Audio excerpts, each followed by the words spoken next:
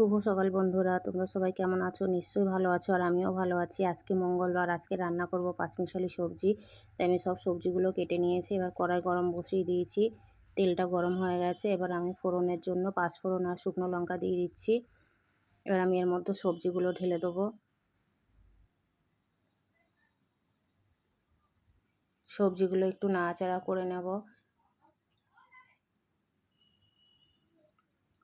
এবার আমি এর মধ্যে দিয়ে দেবো লবণ,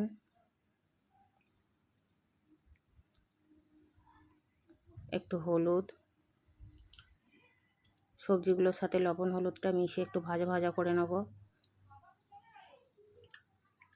সবজিটা একটু ভাজা ভাজা হয়ে এসছে, তখন আমি ভিজিয়ে রাখা ছোলা আর বাদাম দিয়ে দিচ্ছি।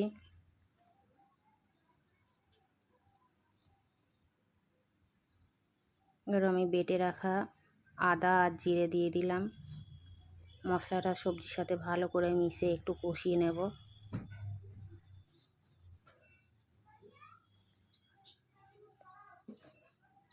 সবজিটা আমার কষানো হয়ে গেছে। এবার আমি গরম জল দিয়ে দিচ্ছি।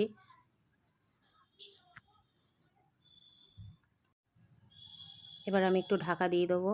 দেখুন ঝোলটা ফুটে উঠেছে। এবার আমি একটু চিনি দিয়ে দিচ্ছি। নিরামিষ সবজিতে একটু চিনি না দিলে ভালো লাগে না।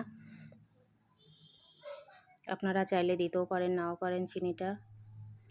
আর নামিয়ে রাখার আগে আমি গোটা জিরে ভেজে গুঁড়ো করে রেখেছিলাম। এই ভাজা মশলাটা দিয়ে তরকারিটা নামিয়ে নেব। নিরামিষ তরকারিতে ভাজা মশলা দিলে খুব সুন্দর লাগে। কেমন হয়েছে রান্নাটা বলবেন, ভালো লাগলে লাইক করবেন, কমেন্ট করবেন আর সাবস্ক্রাইব করে পাশে থাকবেন।